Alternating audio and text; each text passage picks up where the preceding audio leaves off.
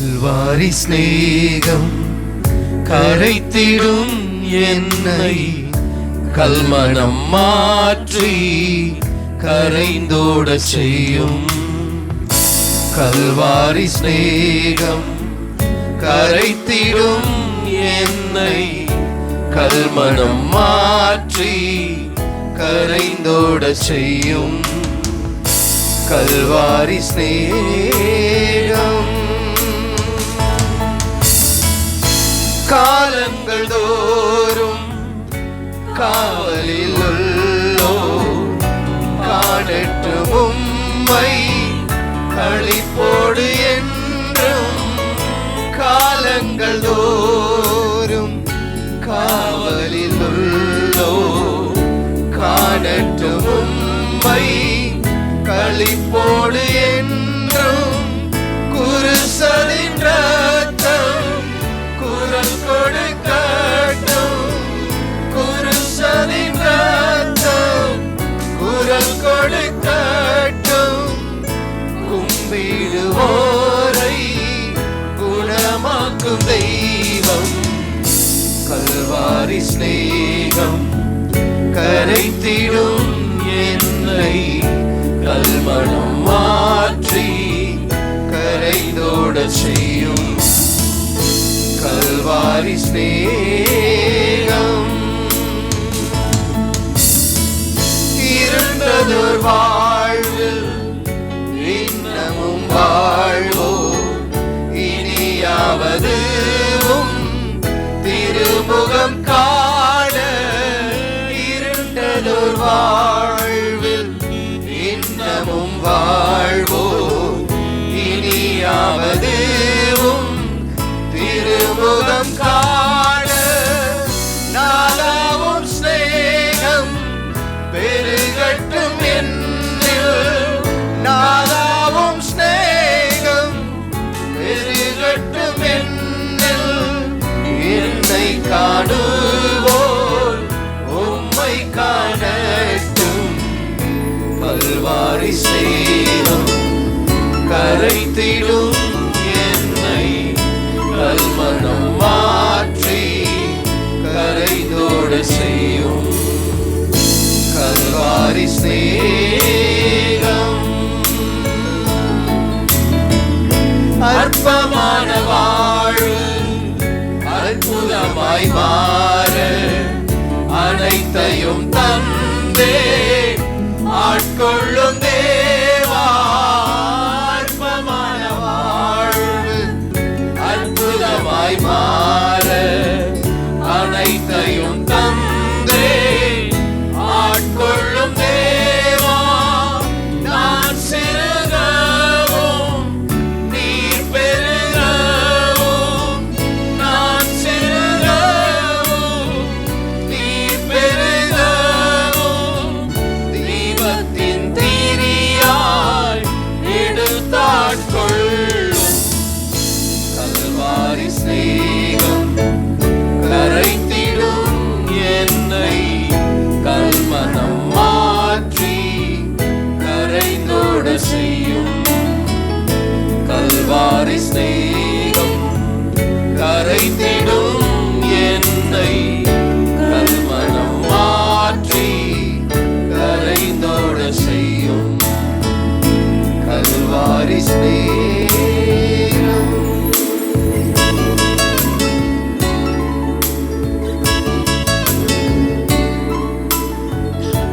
பிதாவாகிய தேவனாலும் கர்த்தராகிய இயேசு கிறிஸ்துவினாலும் கிருபையும் சமாதானமும் உண்டாவதாக. ஆமென். நம்முடைய தேவன் காலங்களையும் சமயங்களையும் மாற்றுகிற தேவன் என்று தானியேல் புஸ்தகத்திலே நாம் வாசிக்கிற அந்த வசனத்தின்படி நிச்சயமாகவே இந்த 2025ஆம் ஆண்டு கர்த்தர் சூழ்நிலைகளை மாற்றி அமைக்கப் போகிறார். நாம் பாடி ஆராதித்தது போல கிரகிக்க முடியாத பெரிய காரியங்களை நம்முடைய வாழ்க்கையிலே செய்ய போகிறார். எத்தனை பேர் ஆமென் சொல்லுகிறீர்கள்? கர்த்தருக்கு ஸ்தோத்திரம். நாம் நீண்ட நாட்களாய் எதிர்பார்த்து காத்து கொண்டிருக்கும் ஆசீர்வாதமான நன்மைகளை இந்த ஆண்டிலே கர்த்தர் நிச்சயமாய் நாம் சுதந்திரிக்கும்படி செய்ய போகிறார். கடந்த நாட்களிலே நாம் கடந்து சென்ற துன்பத்தின் ஆண்டுகள், சிறுமைப்பட்ட அந்த காலங்கள், அவைகளுக்கு ஈடாக மகிழ்ச்சியின் காலங்களை சுதந்தரிக்கும்படி கர்த்தர் நமக்கு அனுக்கிரகம் செய்ய போகிறார். இந்த நாளிலும் தேவன் நமக்காக வைத்திருக்கிறதான இந்த வாக்குத்தத்த வசனத்துக்கு நேராக நமது கவனத்தை திருப்புவோமாக.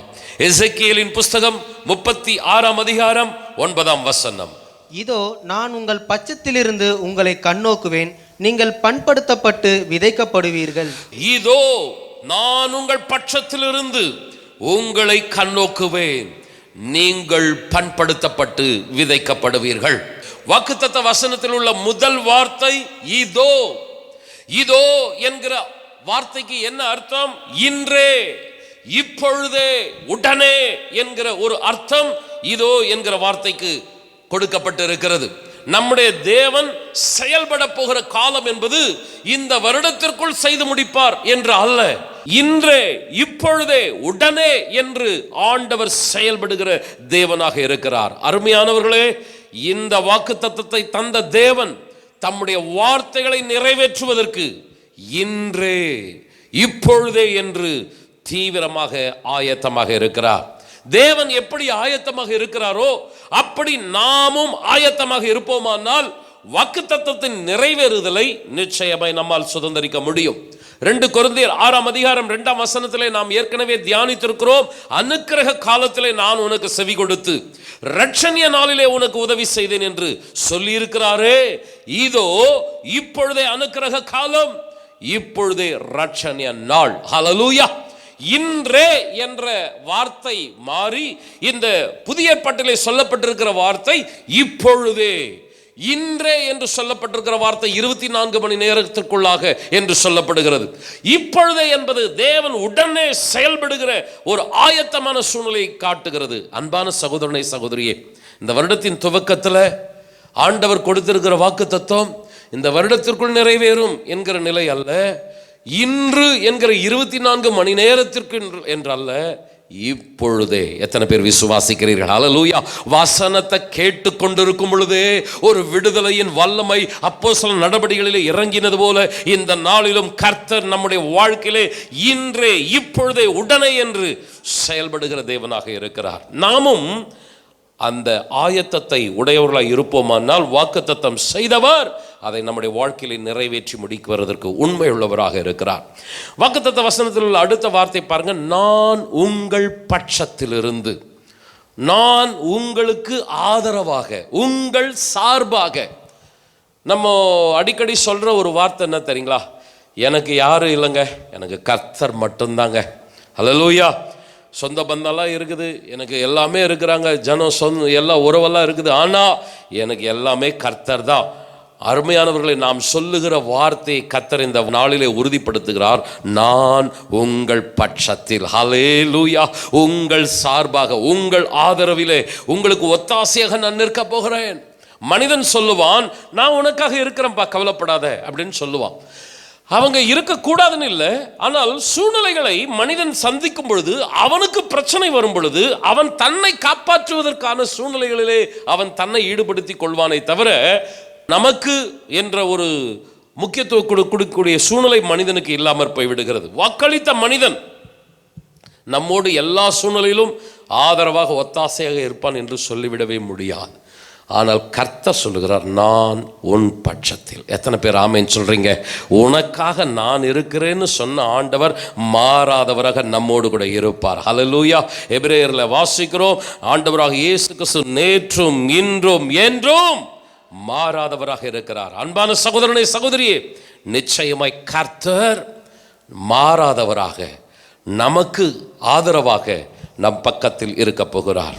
கர்த்தர் நம் சார்பாக செயல்பட போகிறார். பாடி ஆராதித்தோம், என் தேவன் எனக்காக ஏதாகிலும் செய்திடுவார், என்றாகிலும் என்னை மறந்தது உண்டா? மறக்காத தேவன். எத்தனை பேர் ஆமென் சொல்லுகிறீர்கள்?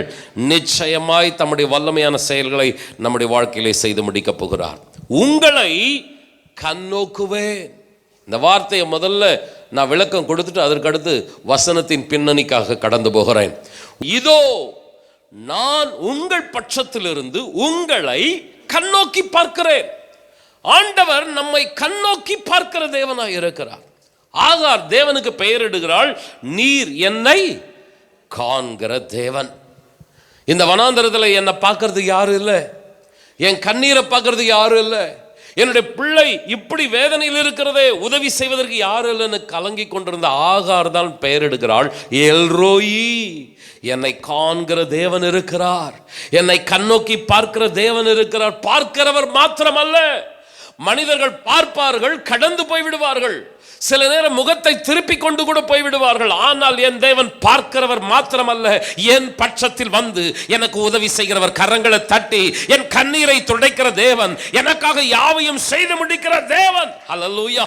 இந்த 2025ஆம் ஆண்டு கர்த்தர் உங்கள் பட்சத்தில் உங்களை கண்ணோக்கி உங்களுக்கு உதவி செய்யும்படி, எனக்கு யாரும் இல்லையேன்னு அங்கலாய்த்து கொண்டிருக்கிற தேவ பிள்ளையே, நான் உன்னோடு கூட இருக்கிறேன், நான் உன்னை விட்டு விலகுவதும் இல்லை, உன்னை கைவிடுவதும் இல்லை என்று சொன்ன தேவன் உங்களோடு கூட இருக்கிறார். நோவாவுக்கோ கர்த்தருடைய கண்களில் கிருபை கிடைத்தது. அந்த கண்கள், ஆண்டவருடைய கண்கள் உலாவிட்டே இருக்கிறது. 2 நாளாகமத்தில் வாசிக்கிறோம், தம்மை பற்றி உத்தம இருதயத்தோடு இருக்கிறவர்களுக்கு தம்முடைய வல்லமையை விளங்க பண்ணும்படி தேவனுடைய கண்கள் பூமி எங்கோ உலாவி கொண்டு இருக்கிறது. அவருடைய கண்கள் ஆகாரை பார்த்தது, நோவாவை பார்த்தது. இன்னைக்கு அந்த கண்ணு மூடிடுச்சா பிரியமானவர்களே? அவருடைய கரம் குறுகி போகலை, அவருடைய வல்லமை மாறலை. எத்தனை பேர் ஆமேன்னு சொல்றீங்க? அதே கண்கள் இங்கேயும் உலாவி கொண்டிருக்கிறது. ஹல்லேலூயா. எவருக்கு தம்முடைய வல்லமையை வெளிப்படுத்தலாம் என்று ஆண்டவருடைய கண்கள் உலாவி கொண்டிருக்கிறது. இந்த 2 நாளாகமம் 16:9 நமக்கு சொல்லுகிற ஒரு செய்தி என்னன்னா, தம்மை பற்றி உத்தம இருதயத்தோடு இருக்கிறவர்களுக்கு. எத்தனையோ மனிதர்கள் பிரச்சனையோடு கூட இருக்கிறார்கள், சபையில எத்தனையோ பேர் கண்ணீரோடு கூட வருகிறார்கள். ஆனால் ஆண்டவர் இங்கே ஒரு பிடி கொடுக்கிறார். யாருக்கு நான் என்னுடைய வல்லமை வெளிப்படுத்துவேன்? என்னை குறித்து உத்தம இருதயத்தோடு இருப்பவர்களுக்கு. அன்பான சகோதரனே, சகோதரியே, ஒவ்வொரு வருஷமும் போயிட்டு இருக்கிறது போல இந்த வருஷம் போகக்கூடாது. உத்தம இருதயத்தோடு கர்த்தருக்கு முன்பாக நாம நிக்கணும். எத்தனை பேர் ஆமேன் சொல்றீங்க? கொஞ்சம் சத்தமா ஆமேன் சொல்லுங்க. ஹல்லேலூயா. ஏதோ சபைக்கு வர்றோம் போகணும் அப்படி இருக்காதீங்க.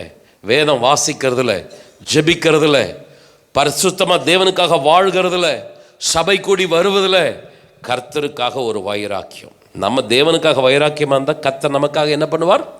வைராக்கியமாக இருப்பார். இந்த வாக்குத்தத்த வசனத்தின் கடைசி பகுதியை பாருங்கள். நீங்கள் பண்படுத்தப்பட்டு விதைக்கப்படுவீர்கள். ஒரு நிலம் பார்ப்பதற்கு செழிப்பாக இருந்தால்தான் கண்ணுக்கு குளிர்ச்சியாக இருக்கும். லாஸ் ஏஞ்சல்ஸ் முன்பும் பின்பும் அப்படின்னு ஒரு வீடியோ வந்திருந்தது. கொஞ்சம் நாட்களுக்கு முன்பதாக அப்படியே கண்ணுக்கு குளிர்ச்சியாக இருக்கிறது. அழகழகான கட்டடங்கள், இரவிலும் பகலிலும் பார்ப்பதற்கு அவ்வளோ மன ரம்யமாக இருக்கிறது. இப்பொழுது அக்கினியிலே பட்சிக்கப்பட்ட பின்பு அது பார்ப்பதற்கு பரிதாபமாக இருக்கிறது. குப்பைகளைப் போல மண்மேடாக காணப்படுகிறது. ஆண்டவர் சொல்லுகிறார், நீங்கள் பண்படுத்தப்படுவீர்கள், நீங்கள் விதைக்கப்படுவீர்கள். பார்ப்பதற்கு குப்பை மேடு போல இருக்க மாட்டீர்கள்.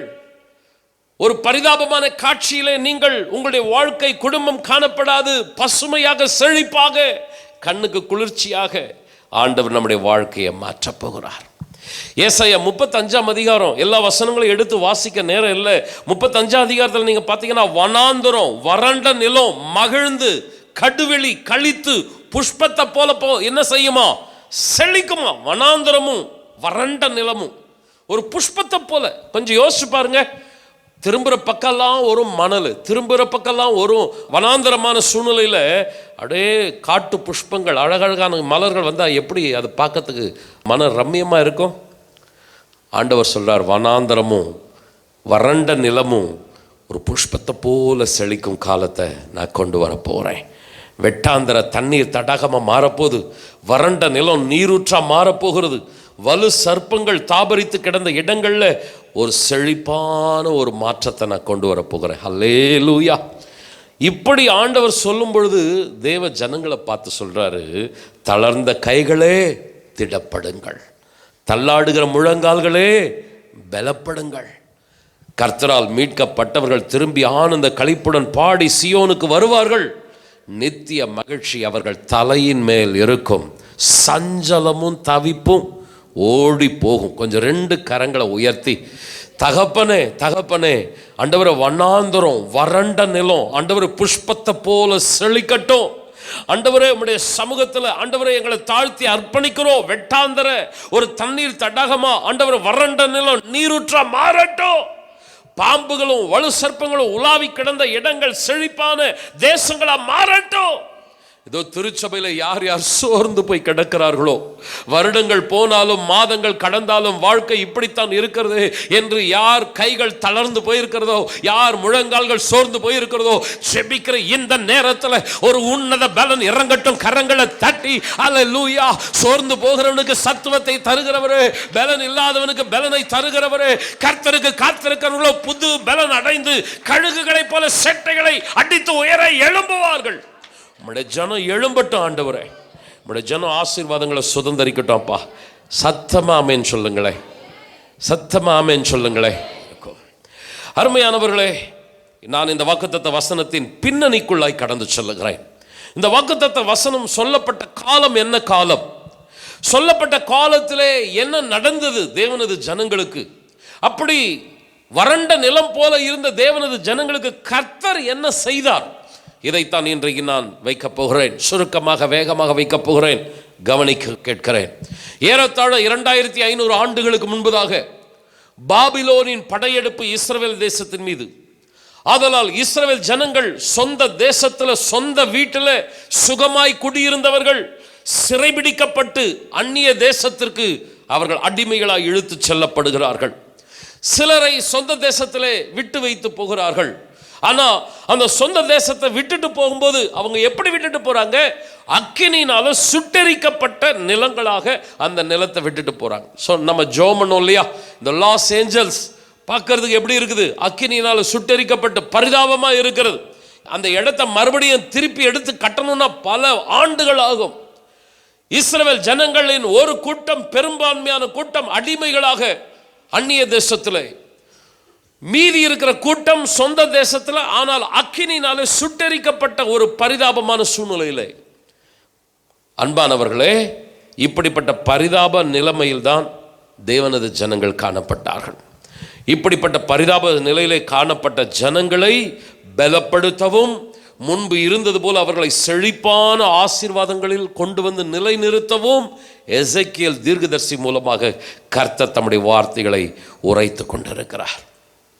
எந்த நாளிலும் அன்பானவர்களே, ஒருவேளை சத்ரு படையெடுப்பினாலே, மனிதர்கள் போராட்டங்களினாலே உங்களுடைய வாழ்க்கையிலே நிலைமை தலைகீழாக மாறி பரிதாபமான சூழ்நிலையிலே இருப்பீர்களானால், பலவிதமான பிரச்சனைகள் உங்கள் வாழ்க்கையிலே மோதி அடித்து பெருவெள்ளத்தை போல உங்களை அடித்து கொண்டு போய் பரிதாபமான கோலத்தில் நிறுத்தி இருக்குமானால், இந்த காலவெளியிலே கர்த்தர் சொல்லுகிறார், இதோ நான் உங்கள் பட்சத்தில் இருக்கிறேன், உங்களை கண்ணோக்கி பார்க்கிறேன்.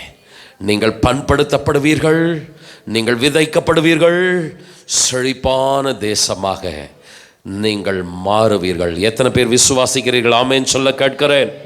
அடுத்த வசனங்களை கொஞ்சம் பாருங்க. 36ஆம் அதிகாரம் 10-11. நான் உங்கள் மேல் இஸ்ரவேல் வம்சமாகிய மனுஷர் யாவரையும் வர்த்திக்க பண்ணுவேன். பட்டணங்கள் குடியேற்றப்படும், அவாந்தரமான ஸ்தலங்கள் கட்டப்படும்.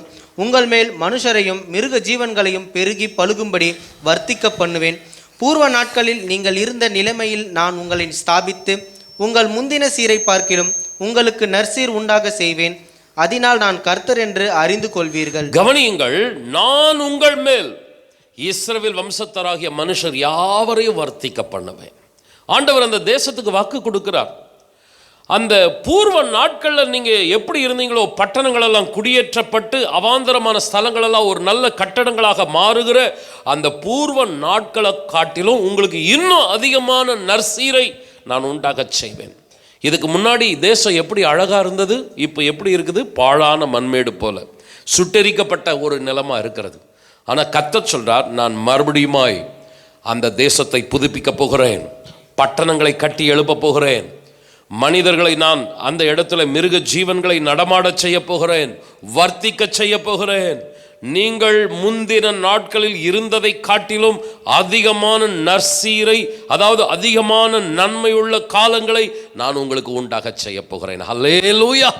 இந்த செய்தியின் துவக்கத்தில் அப்படிதான் நம்ம பார்த்தோம். துன்பத்தை கண்ட வருஷங்கள் சிறுமைப்பட்ட காலங்களுக்கு சரியாய் கர்த்தர் கணக்கில் வைத்து மகிழ்ச்சியாக்குகிறவர். எத்தனை பேர் விசுவாசிக்கிறீர்கள்?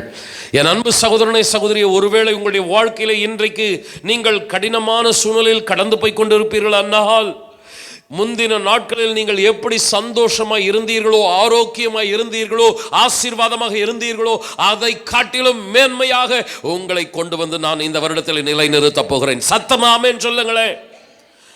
யோபுனுடைய வீடு மகிழ்ச்சிக்கு குறைவே இல்லை. கர்த்தருக்காக வைராக்கியமான பிள்ளைகள், பக்தியுள்ள சந்ததி, ஏராளமான ஆடு மாடுகள், ஒட்டகங்கள், மிருக ஜீவன்கள், திரளான ஆஸ்திகள். அந்த ஊர்லேயே பெரிய ஒரு பணக்காரன் என்றால் யோபு. யோபு ஒரு வார்த்தை சொன்னா அதை செய்து முடிக்கிறதுக்கு அன்பான வேலைக்காரர்கள் நிறைய பேர் இருக்கிறார். ரொம்ப சந்தோஷமான ஒன்று. நமக்காக நிறைய பேர் செயல்படுகிறவர்கள் இருக்கும்போது அது ரொம்ப ரொம்ப ஒரு மகிழ்ச்சியா இருக்கும். அவன் சொன்ன உடனே, அவனுடைய முகத்தை பார்த்த உடனே, என் எஜமானனுக்கு இது தேவைன்னு குறிப்பறிந்து செயல்படுகிற வேலைக்காரர்கள். அடிக்கடி அவருடைய வீட்டுக்கு நண்பர்கள் வருவார்கள், உறவுகள் வரும். சந்தோஷமா குட்டி பரலோகம் போல யோபுனுடைய வீடு காணப்பட்டது. ஆனா திடீர்னு வந்தது பிரச்சனை. நிலம் அப்படியே தலைகீழாய் மாறியது. ஒட்டுமொத்த மிருக ஜீவன்கள் அழிந்து போனது. ஒரே நாளில் பிள்ளைகள் மரித்து போனார்கள்.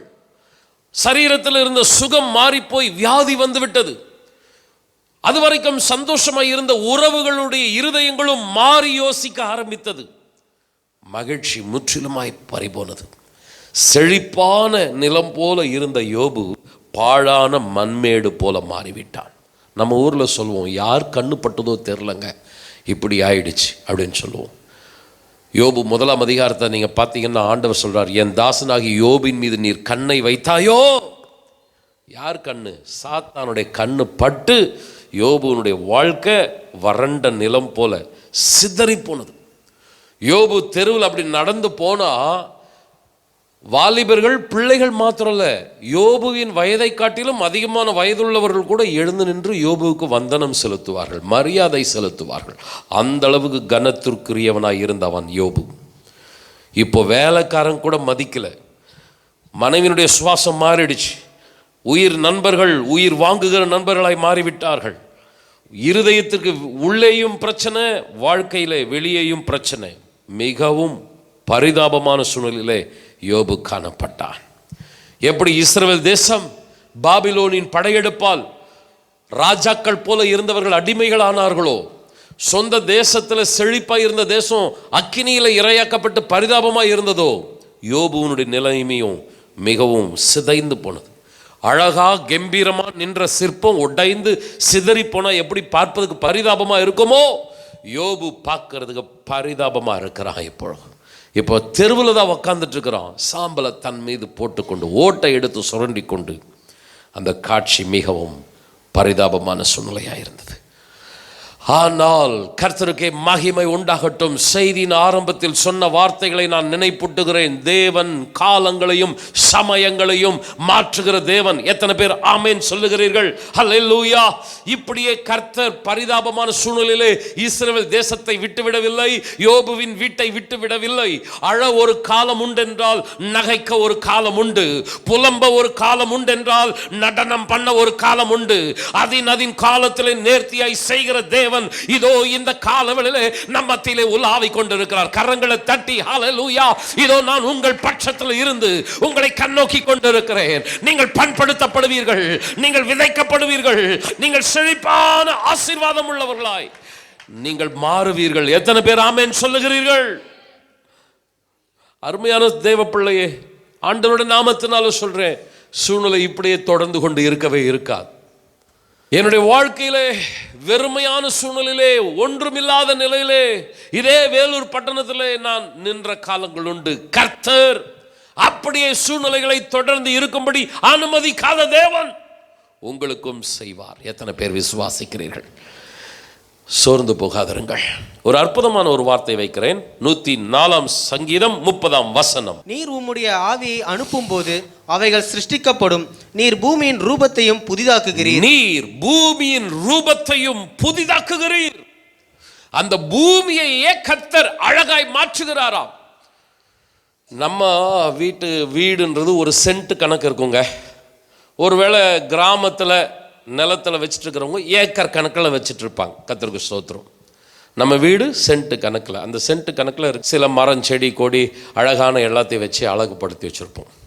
நிலம் ஏக்கர் கணக்கில் இருக்கிற நிலம், அதை உழுது அதில் விதைச்சி அதை பார்க்கறதுக்கு. இந்த சென்ட்டு ஏக்கர் கணக்கு நிலத்தெல்லாம் நம்ம செய்யறதுக்கே என்ன படாத பாடுபடுறோம்.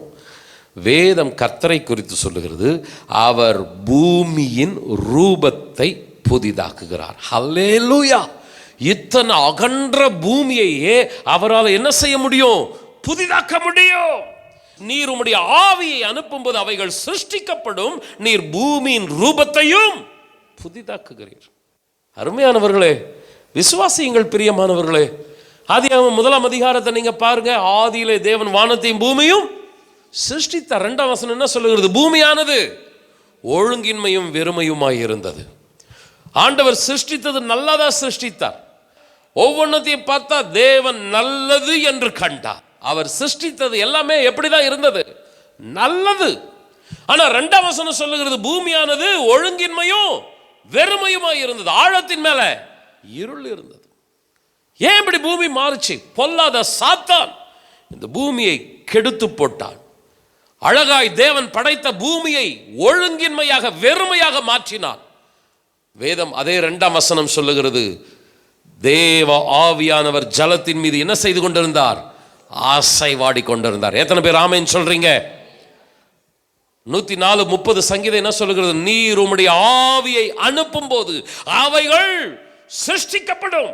நீர் பூமியின் ரூபத்தையும் புதிதாக்குகிறீர். தேவ ஆவியானவர் ஜலத்தின் மேல் அசைவாடினார். நடந்தது என்ன? ஒவ்வொரு நாளா பூமி அழகாய் மாறியது. சாத்தான் கெடுத்து போட்ட பூமியை கர்த்தர் அப்படியே விட்டு விட்டாரா? அழகாய் கர்த்தர் மாற்றினார். 6ஆம் நாளிலே மனிதனை படைத்து அவனை ராஜாவாக கொண்டு வந்து வைத்தார். நீ இந்த உலகத்தை ஆண்டுகொள், எல்லாவற்றையும் ஆண்டுகொள். ஆனா மறுபடியும் சாத்தான் வந்தான். பூமியை கெடுக்க வந்தவன் இப்பொழுது மனுஷனை கெடுக்க வருகிறான். அவனை பாவத்தில் தள்ளி சாபத்தில் பாவத்தில் அவனை அடிமைப்படுத்தி விடுகிறான். மனிதனை அப்படியே விட்டு விட்டாரா கர்த்தர்? கெடுத்துப்பட்ட பூமியை அழகாய் மாற்றின தேவன் கெடுக்கப்பட்ட மனிதனையும் அழகாய் மாற்றும்படி மறுபடியும் இறங்கி வந்தார். தம்முடைய சொந்த குமாரனை அனுப்பினார். சிலுவிலே அவரை மரிக்கும்படி பலியாக அர்ப்பணித்தார். இயேசுவின் மரணத்தினாலே மனுக்குலம் புதிய ரூபம் கொண்டது. பழையவைகள் எல்லாம் ஒழிந்து போயின, எல்லாம் புதிதாயின. மனுஷன் மறுபடியும் புது சிருஷ்டியா மாற்றப்பட்டான். சாத்தான் போராடிட்டே இருக்கிறான். இன்னைக்கு நம்ம கிட்ட போராடிட்டு இருக்கிறான். பூமியை படைச்சி போராடினான், மனுஷனை படைச்சி போராடினான். அவனுடைய டார்கெட்டை எதையாகிலும் கெடுக்கணும், அழிக்கணும். ஆனா நம்ம தேவன் எப்படிப்பட்டவர்? காப்பாற்றுகிறவர். ஹல்லேலூயா! அவர் அழகாக்குகிறவர். எத்தனை பேர் ஆமென் சொல்லுகிறீர்கள்? பிரதர் அண்ட் சிஸ்டர், அந்த சாத்தான் இன்னைக்கு நம்ம குடும்பத்தில் வாழ்க்கையில் கெடுக்கும்படி கிரியை செய்து கொண்டு இருக்கலாம். எப்படி யோபுவினுடைய அழகான வீடு ஒரு பார்ப்பதுக்கு பரிதாபமாக மாறுச்சோ, அழகான உங்கள் வாழ்க்கை, அழகான உங்கள் குடும்பம் இன்னைக்கு கண்ணீராக போயிருக்கலாம். கர்த்தர் அப்படியே விடுகிறவர் அல்ல. காலங்களையும் சமயங்களையும் மாற்றுகிற தேவன் உங்க வீட்டுக்குள்ள வருவார். சாத்தான் எப்பொழுதும் ஜெயிக்கிறவன் அல்ல.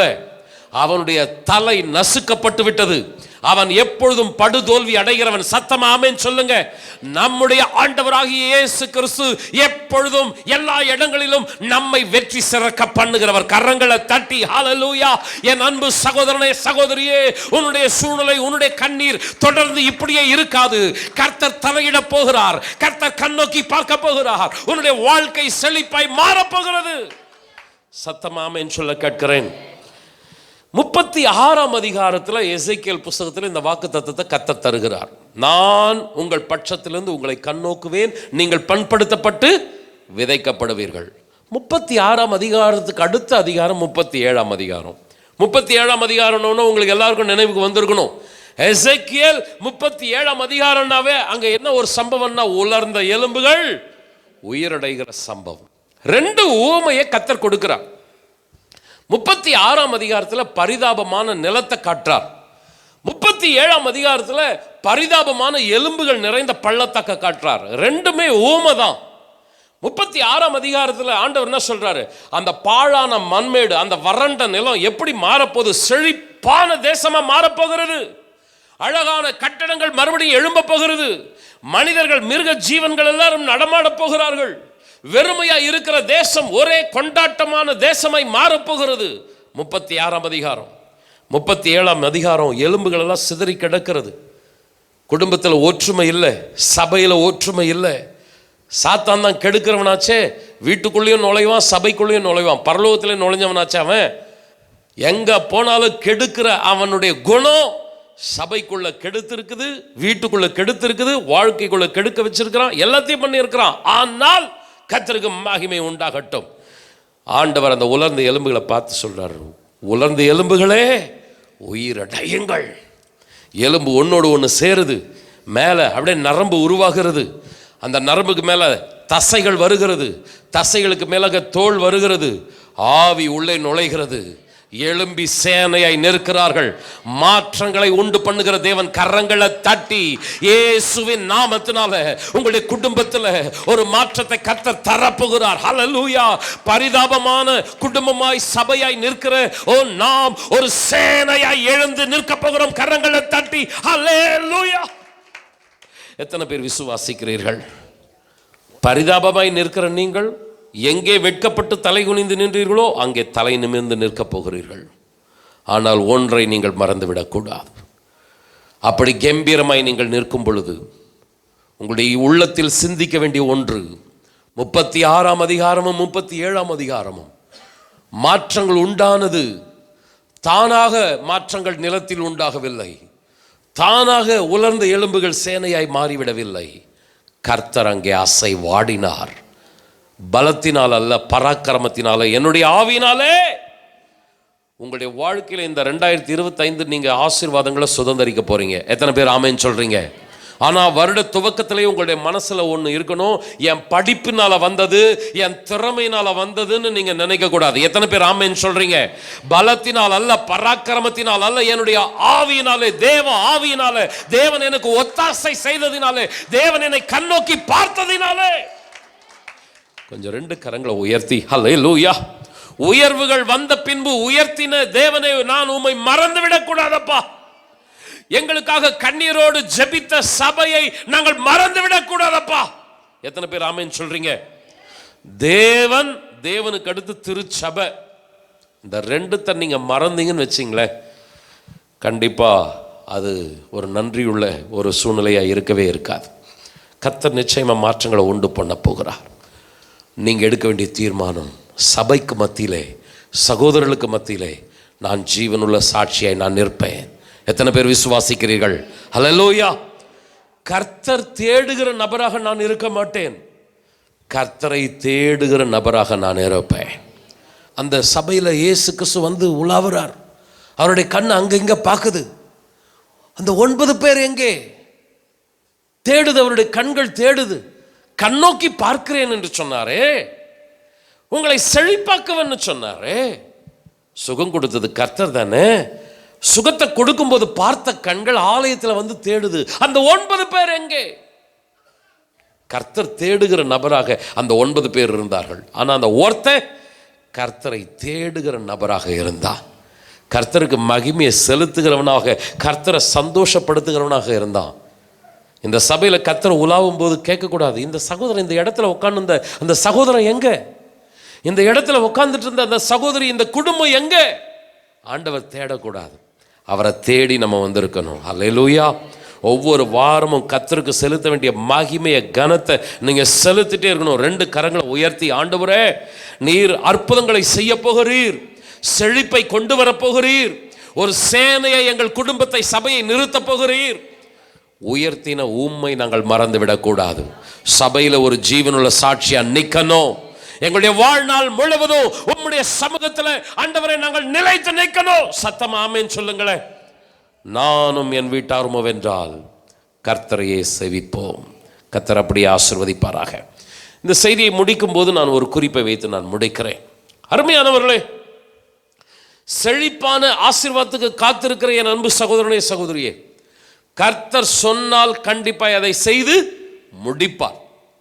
அவர் மனுஷனை போல மாத்தி மாத்தி பேசுறவர் அல்ல. இந்த வருஷ துவக்கத்தில் கர்த்தர் சொல்லி இருக்கிறார்னா அதை செஞ்சு முடிப்பார். ஆனா நமக்குள்ள ஒரு மாற்றம் வந்த பின்புதான் இந்த செழிப்பான காலத்தை நாம் சுதந்தரிக்க முடியும். கர்த்தர் சொல்றாரு, நமக்குள்ள என்ன மாற்றம் வரணும்? எசேக்கியேல் 36:33. கர்த்தராகிய ஆண்டவர் சொல்லுகிறது என்னவென்றால், நான் உங்கள் அக்கிரமங்களை எல்லாம் நீக்கி உங்களை சுத்தமாக்கும் காலத்திலே பட்டணங்களிலே குடியேற்றுவிப்பேன், அவாந்தர ஸ்தலங்களும் கட்டப்படும். பட்டணங்களிலே நான் குடியேற்றுவிப்பேன், அவாந்தர ஸ்தலங்களையும் நான் கட்டுவேன் என்று சொல்லுகிற தேவன் எந்த காலத்திலே அதை நான் செய்வேன் என்றால், உங்களை சுத்தமாக்கும் காலத்திலே, உங்கள் அக்கிரமங்களை எல்லாம் நீக்கி உங்களை பரிசுத்தப்படுத்துகிற காலத்திலே தான் அந்த செழிப்பை நான் தருவேன். பிரதர் சிஸ்டர், கவனிக்கிறீங்களா? நான் செய்தியின் முதல்ல சொன்னேன், இதோ ஆண்டவர் எப்படி இருக்கிறாரு? இன்றே இப்பொழுதே அவர் ரெடியா இருக்கிறார். ஆனா நம்ம ஆயத்தமா இருக்கணும் அப்படின்னு செய்தி நான் ஆரம்பத்தில் சொன்னேன். அப்ப ஆண்டவர் என்ன சொல்றாரு? பட்டணத்தை நான் கட்டுவேன், அவாந்தர ஸ்தலங்களெல்லாம் அழகான செழிப்பான இடங்களா நான் மாற்றுவேன். ஆனா எந்த நாள்ல நடக்கும் தெரியுமா? உங்கள் அக்கிரமங்களை எல்லாம் நீக்கி உங்களை சுத்தமாக்கும் காலத்திலே இந்த செழிப்பான காரியத்தை நான் செய்வேன். இதே அதிகாரத்தில் முந்தின வசனங்களை நீங்க கொஞ்சம் பார்த்தீங்கன்னா 25ஆம் வசனத்திலிருந்து வாசிக்க வேண்டாம். அப்பொழுது நான் உங்கள் மேல் சுத்தமான ஜலம் தெளிப்பேன், உங்களை சுத்தமாக்குவேன், உங்களுடைய கல்லான இருதயத்தை எடுத்து போட்டுட்டு சதையான இருதயத்தை கொடுப்பேன், நீங்கள் என்னுடைய கட்டளைகளிலெல்லாம் நடக்கும்படி உங்களை கீழ்ப்படிய செய்வேன். இதுதான் கர்த்தர் ஏற்படுத்துகிற காலம். பிரதர் சிஸ்டர், கவனிக்கிறீங்களா? நம்ம கிட்ட ஒரு மாற்றம் வராம நம்முடைய வாழ்க்கையில மாற்றம் வராது. அப்ப தேவன் செயல்படாமல் தாமதித்து கொண்டிருக்கிறார் என்றால் அதுக்கு காரணம் அவருடைய கரம் குறுகி போகவில்லை, அவருடைய செவி மந்தமாகவில்லை. இன்றைக்கும் அவருடைய வல்லமை வெளிப்பட்டு கொண்டே இருக்கிறது. ஹல்லேலூயா! எவருக்கு தம்முடைய வல்லமை வெளிப்படுத்தலாம்னு அவருடைய கண்கள் சபையில உலாவிட்டே இருக்குதா. ஆனால் தடை எங்கே இருக்கிறது? நம்முடைய வாழ்க்கையிலே காணப்படுகிற அக்கிரமம், பாவம், அந்த கல்லு மாதிரி இருக்கிற இருதயம், வேத வசனத்துக்கு கீழ்ப்படியாத ஒரு வாழ்க்கை. 2025 இப்படி போகணுமா பிரதர் சிஸ்டர்? நம்முடைய வாழ்க்கையில ஒரு பரிசுத்தத்துக்கும் தேவனுக்கு ஏற்ற அந்த உத்தம வாழ்க்கைக்கும் ஒரு அர்ப்பணிப்பு நமக்குள்ள இருக்க தேவையில்லையா? யாருக்கு தம்முடைய வல்லமை வெளிப்படுத்துகிறார்? தம்மை பற்றி உத்தம இருதயத்தோடு இருக்கிறவர்களுக்கு. நிறைய பேருடைய இருதயம் கல்லு மாதிரி இருக்குது, பாவத்தை விடவே மாட்டேனுது, கீழ்ப்படியவே மாட்டேனுது. நீ என்ன வேணுமானோ சொல்லு, நான் இப்படித்தான் இருப்பேன். கல்லு மாதிரி இருக்குது இருதயம். ஆண்டவர் சொல்றார், கல்லான இருதயத்தை எடுத்து போட்டுட்டு சதையான இருதயம், கீழ்ப்படுகிற இருதயம், வசனத்தை கை கொள்ளுகிற இருதயம். எத்தனை பேர் ஆமேன்னு சொல்றீங்க? இந்த 2025 அந்த இருதயம் எனக்கு வேணும்ப்பா. கொஞ்சம் 2 கரங்களை உயர்த்தி, பிரசங்கிக்கிற ஊழியக்காரனாகிய எனக்குள்ள ஏதாகிலும் உமக்கு பிடிக்காத பிடிவாத காரியங்கள் இருக்குமான்னா 2 கரங்களை உயர்த்தி, ஆண்டவரே அந்த கல்லான இருதயத்தை எடுத்து போட்டு சதையான இருதயத்தை எனக்குள்ள தருவீராக. அல்லேலூயா! ஆண்டவர் பிரசங்கம் பண்றது முக்கியம் இல்லப்பா, ஆண்டவர் எங்களுடைய வாழ்க்கையில அதை நாங்கள் செயல்படுத்தணும். ஆண்டவரே சபையில் இருக்கிற ஒவ்வொரு குடும்பத்துக்காக ஆண்டவரே இன்னும் அந்த பிடிவாத குணம், கல்லான ஆண்டவர் தன்னை மாற்றிக்கொள்ளாத அர்ப்பணிக்காத அந்த தன்மை நீங்கட்டும், பரிசுத்தம் பெருகட்டும். எத்தனை பேர் ஆமென் சொல்றீங்க? ஆண்டவர் நிச்சயமா தம்முடைய வார்த்தைகளை நிறைவேற்றி முடிப்பார். எத்தனை பேர் விசுவாசிக்கிறீர்கள்? ஹல்லேலூயா! சகரியா 8ஆம் அதிகாரம் 13ஆம் வசனம் போன வருட வாக்குத்தத்தம். நீங்கள் ஆசீர்வாதமாய் இருக்கணும்படி நான் உங்களை ரட்சிப்பேன். இந்த வாக்குத்தத்தத்தை தான் எடுத்தோம். அதுக்கு முந்தின வசனத்தை நீங்க பாத்தீங்கன்னா 12ஆம் வசனத்துல விதைப்பு சமாதானம் உள்ளதா இருக்கும், திராட்சை செடி தன் கனியை தரும், பூமி தன் பலனை தரும், வானம் தன் பனியை தரும். இந்த ஜனத்தில் மீதியாய் இருக்கிறவர்கள் இந்த ஆசீர்வாதங்களை எல்லாம் சுதந்தரிப்பார்கள். தேசத்தையே கர்த்தர் மாற்றுகிறார். இதுக்கு முந்தின நாட்களில் நீங்கள் எப்படி ஒரு கண்ணீரோடு வேதனையோடு இருந்தீர்களோ, சாபமாக இருக்கிறது போல ஒரு வாழ்க்கையில் இருந்தீங்களோ, இந்த 2025 கர்த்தர் சொல்கிறார், நீங்கள் ஆசீர்வாதமாக இருக்கும்படி நான் உங்களை ரட்சிப்பேன். ஹல்லேலூயா. ஆண்டவருடைய நாமம் மகிமைப்படட்டும். கர்த்தருக்கு ஸ்தோத்திரம். இதே எசேக்கியேல் நம்ம வாசித்து முடிக்கலாம். 36ஆம் அதிகாரத்தில் 34ஆம் 35ஆம் 36ஆம் வசனங்கள். பாழாக்கப்பட்ட தேசம் கடந்து போகிற யாவருடைய பார்வைக்கும் பாழாய் கிடந்ததற்கு பதிலாக பயிரிடப்படும். பாழாய் கிடந்த இத்தேசம் ஏதேன் தோட்டத்தைப் போலாயிற்றென்றும், அவாந்திரமும் பாழும் நிர்மூலமாயிருந்த பட்டணங்களும் அரணிப்பானவைகளும் குடியேற்றப்பட்டவைகளுமாய் இருக்கிறது என்றும் சொல்லுவார்கள். கர்த்தராகிய நான் நிர்மூலமானவைகளை கட்டுகிறேன் என்றும் பாழானதை பயிர் நிலமாக்குகிறேன் என்றும் அப்பொழுது உங்களை சுற்றிலும் உள்ள மீதியான ஜனங்கள் அறிந்து கொள்வார்கள். கர்த்தராகிய நான் இதை சொன்னேன், இதை செய்வேன். பாழாக்கப்பட்ட தேசத்தை ஆண்டவர் என்ன செய்கிறாராம்? பயிரிடுகிற ஒரு செழிப்பான இடமாய் மாற்றுகிறாராம். கர்த்தருக்கு ஸ்தோத்திரம். அந்த தேசம் எப்படி மாறுது? 35ஆம் வசனத்தில் சொல்லுகிறது, ஏதேன் தோட்டத்தை போல. ஏதேன் என்பது ஒரு செழிப்பான இடம். ஆண்டவர் அந்த பாழான தேசத்தை ஏதேன் தேசத்தை போல மாற்றுகிறார். நிர்மூலமாக இருந்த பட்டணத்தை அரணிப்பான பட்டணம், பாதுகாப்பான பட்டணம், குடியேற்றப்பட்ட ஒரு பட்டணமாக மாற்றுகிறார். 36ஆம் வசனம், நிர்மூலமானவைகளை நான் கட்டுகிற தேவன், பாழானதை பயிர் நிலமாக்குகிற தேவன் என்று சுற்றிலும் உள்ள ஜனங்கள் அறிந்து கொள்வார்கள். எத்தனை பேர் ஆமென் சொல்றீங்க? உங்களை எந்தெந்த கண்கள் பார்த்ததோ அதே கண்கள் அறிந்து கொள்ளும், அந்த இருதயம் அறிந்து கொள்ளும், கர்த்தர் பெரிய காரியங்களை இவர்களுக்கு செய்தார். கரங்களை நல்லா தட்டி ஹல்லேலூயா. நம்முடைய வாழ்க்கையில கர்த்தர் ஒரு மாபெரும் மாற்றத்தை ஏற்படுத்த போகிறார். ஓ ஹல்லேலூயா. பாழான சூழ்நிலைகளை பயிர் நிலமாய் மாற்றி, அவாந்தர வெளிகளை அரணிப்பான குடியேற்றப்பட்ட பட்டணமாய் கர்த்தர் மாற்றப் போகிறார். கடைசிய 36ஆம் வசனம் சொல்லுகிறது, கர்த்தராகிய நான் இதை சொன்னேன், இதை செய்வேன். ஹல்லேலூயா. முழங்கார் படிடுவோமா? ஆண்டவர் சொல்லுகிறவர் மாத்திரமல்ல, நான் சொன்னேன் இதை செய்வேன். ஹல்லேலூயா, ஹல்லேலூயா. அந்த பாபிலோன் ராஜ்யத்தினாலே பாழாக்கப்பட்ட இஸ்ரவேல் தேசம், ஹல்லேலூயா, அடிமைகளாய் இருந்த மக்கள், ஓ கர்த்தருக்கு ஸ்தோத்திரம், அக்கினியினாலே சுட்டெரிக்கப்பட்ட தேசம், இதுதான் தொடரும் என்று மனிதன் சத்துரு நினைத்திருந்தான். ஆனால் கர்த்தர் மறுபடியும் அந்த பட்டணத்தை கட்டி எழுப்பினார். கரங்களை தட்டி ஹல்லேலூயா. செழிப்பான ஒரு தேசமாய் கர்த்தர் மாற்றினார். ஆண்டவருக்கு மகிமை உண்டாகட்டும். தேவன் செய்த அந்த செழிப்பை பார்க்கும் பொழுது, ஓ கர்த்தராகிய தேவன், ஓ நிர்மூலமாக கட்டுகிறவர், பாழானதை பயிர் நிலமாக்குகிறவர் என்று சுற்றிலும் இருக்கிற தேச மக்கள் அறிந்து கொண்டார்கள். இஸ்ரவேல் தேசத்தை சுற்றிலும் இருக்கிற மக்கள் இந்த தேவனே மெய்யான தேவன் என்று அறிந்து கொண்டார்கள். ஹல்லேலூயா. இதோ நம்முடைய குடும்பத்தை சுற்றிலும் அக்கம் பக்கத்தில் இருக்கிற மக்கள், நம்முடைய சொந்த பந்தங்கள் அறிந்து கொள்ளப் போகிறார்கள். இந்த தேவனே, இவர்கள் ஆராதிக்கிற தேவனே மெய்யான தேவனாக இருக்கிறார். ஹல்லேலூயா.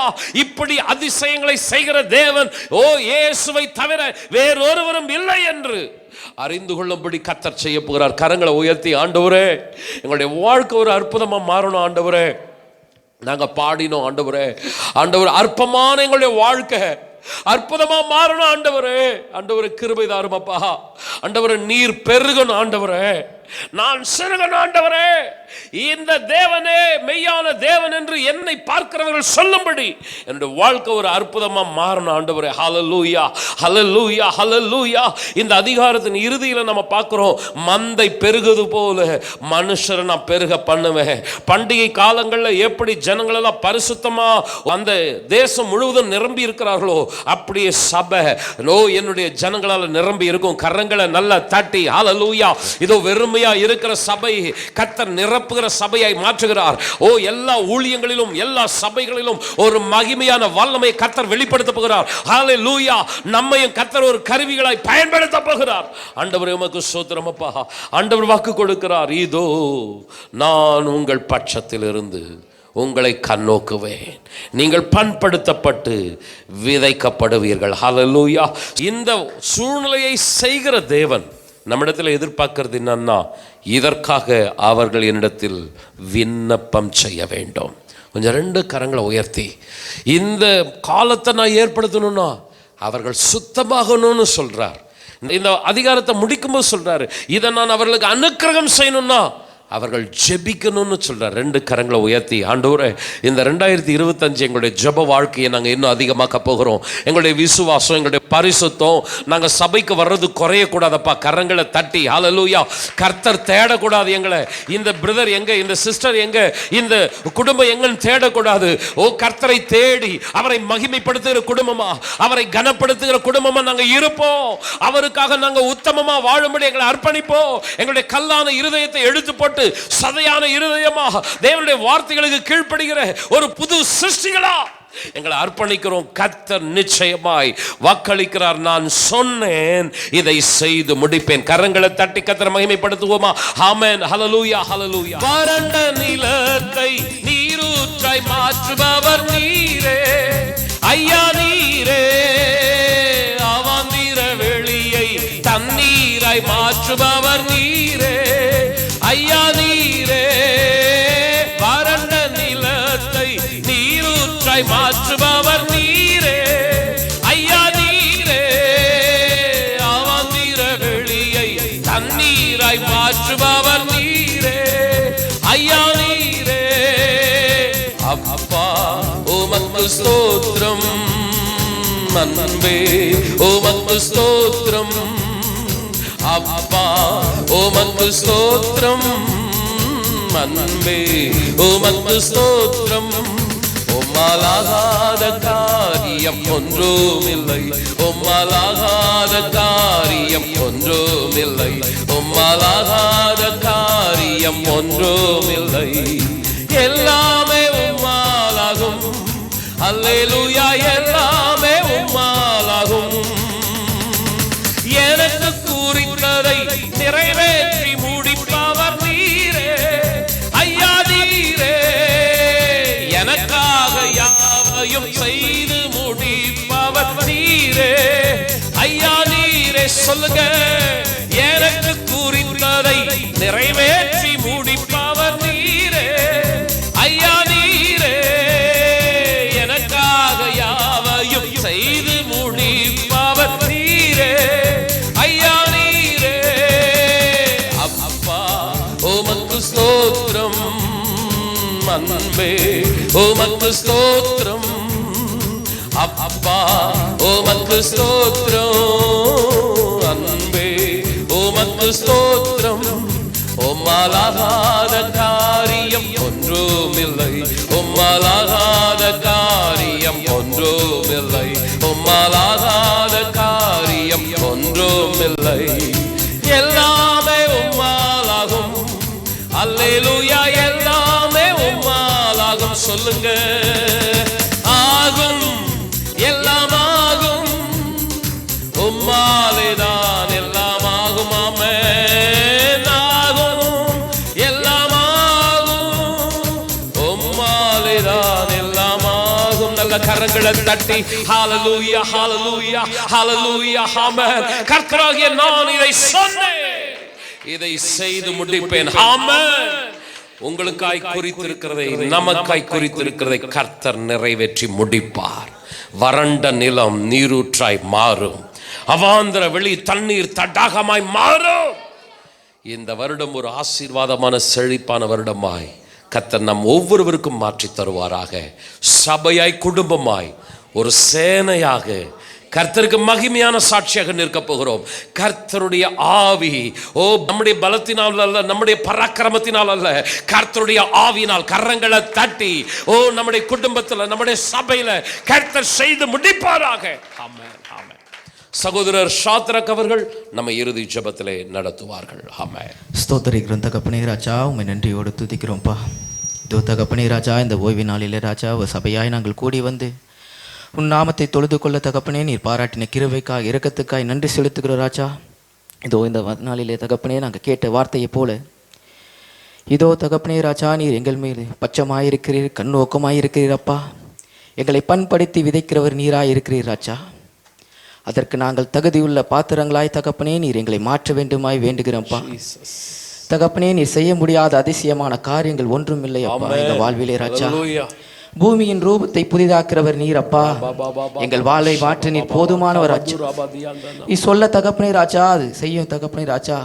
நீர் தடையில்லாத தகப்பனே ராஜா தேவன் அப்பா, எங்கள் வாழ்வில் இருக்கிறதான எல்லா தடைகளையும் நீக்கி போடுங்கப்பா. எங்கள் வாழ்வில் இருக்கிறதான எல்லா குறைகளையும் குற்றங்களையும் நீக்கி போடுங்க தகப்பனே. நீர் பண்படுத்துங்க ராஜா, எங்களை பயன்படுத்துங்க. வெறுமையாய் தகப்பனே ராஜா நாங்கள் தாழ்த்துக்கிறோம்ப்பா. நாங்கள் சிறுகணும் தகப்பனே, நீர் எங்கள் வாழ்வில் பெருகணும் ராஜா. தகப்பனே கடந்த நாட்களில் எங்கள் பலங்களை தகப்பனே, எங்கள் தாளந்துகளை, எங்கள் திறமைகளை தகப்பனே நாங்கள் சார்ந்து நடந்தது உண்மைதான் ராஜா. இதோ இந்த ஆண்டிலே ஒரு அர்ப்பணிப்பு எங்களுக்குள்ளே தகப்பனே எங்களை புதுப்பிக்கட்டும் ராஜா. உண்மையே தகப்பனே சார்ந்து இருக்கிறவர்களாய், உண்மையே தகப்பனே பற்றி இருக்கிறவர்களாய் ராஜா. தகப்பனே ராஜா, உலர்ந்த எலும்புகளை உயிர்ப்பித்த தேவன், இதோ இந்த வேளையில எங்க ஆவிகளை உயிர்ப்பிங்க அப்பா. கர்த்தருக்காய் எழுந்து நின்று ஒரு சேனையாய் தகப்பனே, உம் நாமத்தை தொழுகிற கூட்டங்களாய் தகப்பனே, புறஜாதிகள் மத்தியில ராஜா ஒரு அற்புதங்களை அடையாளங்களாய் தகப்பனே நீர் எங்களை நிறுத்த வேண்டுமா இந்த வேலையில வேண்டுகிறோம்ப்பா. உன் வார்த்தை ஒன்றும் தகப்பனே தரையிலே வெறுமையாய் விழுவதில்லை அப்பா. எங்க வாழ்வில் தகப்பனே உங்க சித்தத்தை தகப்பனே செய்கிறதாய் மாற்றுங்கப்பா. நீர் கொடுத்த வார்த்தைகளுக்காய் நன்றி. இந்த வார்த்தை தகப்பனே வெறுமையாய் தகப்பனே நாங்கள் கடந்து போகாதபடிக்கு எங்கள் உள்ளங்களை தகப்பனே இதை வைத்து வைக்கும்படி ராஜா எங்களை தகுதிப்படுத்துங்கப்பா. திரும்பவும் தகப்பனே நாங்கள் வேண்டுகிறோம் ராஜா, எங்கள் சுயபலத்தை சார்ந்தவர்களாய் நாங்கள் இராதபடிக்கு கர்த்தரே தகப்பனை சார்ந்திருக்கிறாய் தகப்பனே. இந்த ஆண்டை தகப்பனே ராஜா உமக்காய் வாழ உதவி செய்யுங்கப்பா. எங்களை பண்படுத்துங்க ராஜா. விதைக்கிறவர் நீ ராஜா, உங்களுக்கு பலன் கொடுக்கிறவராய் 30, 60, 100 தகப்பனே ராஜா. நீர் எங்களை மாற்ற வேண்டுமாய் வேண்டுகிறோம்ப்பா. பாரம் உள்ள வார்த்தைகளுக்காய் நன்றி செலுத்துகிறோம் ராஜா. எங்களை தாழ்த்துகிறோம், வெறுமையாக்குகிறோம். கர்த்தர் நீர் பலப்பிடுகிறாக ராஜா. உன் நம்பிக்கைக்காய் தகப்பனே நாங்கள் வாழ உதவி செய்யுங்க. கர்த்தர் நீர் மகிமைப்படும் வண்ணமாய் தகப்பனே எங்கள் வாழ்வை மாற்றுங்க ராஜா. நீரே பொறுப்படுத்திக் கொள்ளுங்க. சகல துதிக்கான மகிமை ஒருவருக்கு ஏறெடுக்கிறோம். இயேசுவின் மூலம் ஜெபம் கேளும் ஜீவன நல்ல பிதாவே, ஆமென். என் ஆத்துமாவே கர்த்தரை ஸ்தோத்திரி, என் முழு உள்ளமே பரிசுத்த நாமத்தை ஸ்தோத்திரி. என் ஆத்துமாவே கர்த்தரை ஸ்தோத்திரி, கர்த்தர் செய்த சகல உபகாரங்களை மறவாதே. ஆமென். நம்முடைய கர்த்தராகிய இயேசு கிறிஸ்துவின் கிருபையும் பிதாவாகிய தேவனது அன்பும் பரிசுத்த ஆவியானவருடைய ஆசீர்வாதமான வழி நடத்துதலும் நம் அனைவரோடு கூட இன்றும் என்றும் சதா காலங்களிலும் நிலைத்திருப்பதாக. ஆமென். Praise the Lord. கர்த்தர் உங்களை ஆசீர்வதிப்பாராக.